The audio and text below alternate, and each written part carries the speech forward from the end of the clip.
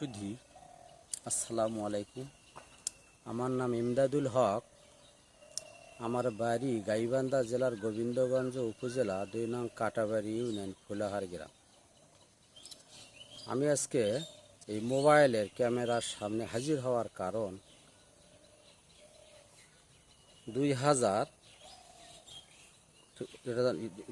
এলোমেলো হবে কি কথাটা হয় না জান ৩০/১১/১৯ ৩০/১১/২০১৯ তারিখে গাইবান্ধা বাদিয়াখালী ত্রাণ পুনর্বাসন সংস্থায় মা ও শিশু স্বাস্থ্য প্রকল্পের আওতায় চাকরি দেওয়ার নামে ওই গাইবান্ধা বাদিয়াখালীর এমডি ওমর ফারুক, সেই সঙ্গে মাওলানা রুহুল আমিন জেলা প্রশাসক মহোদয়ের বাড়ির পশ্চিমে এই মাওলানা রুহুল আমিনের বাড়ি, এই দুইজন সমন্বয়ে চাকরি দেওয়ার নামে গোবিন্দগঞ্জ উপজেলার কাটাবাড়ি ইউনিয়ন, দরবস্ত ইউনিয়ন, সাপমারা এবং কামদে ইউনিয়ন হইতে বেকার যুবকদের চাকরি দেওয়ার নামে কোটি টাকা হাতিয়ে নেয়।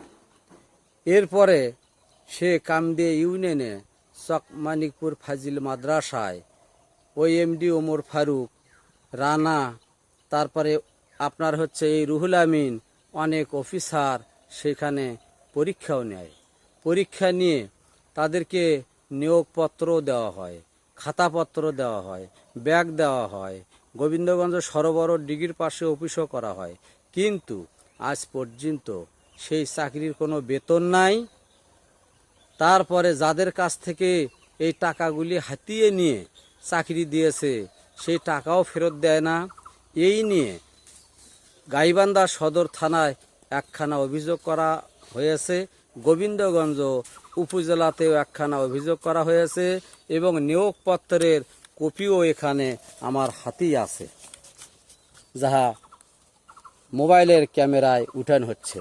সম্মানিত বিচারক মণ্ডলী, গাইবান্ধা জেলা প্রশাসক মহোদয় এবং বাদিয়াখালী ত্রাণ পুনর্বাসন এলাকার সাবেক স্পিকার, মরহুম সাবেক স্পিকার ফজলে রাব্বি মেয়ের তার সৌযোগ্য কন্যা বুবলি আক্তার, আপনার মাধ্যম দিয়ে এই টাকাগুলি আমরা একটু উদ্ধার চাই। কারণ আমরা গরিব সাধারণ মানুষ, টাকাগুলি পেলে আমাদের একটু বেকারত্ব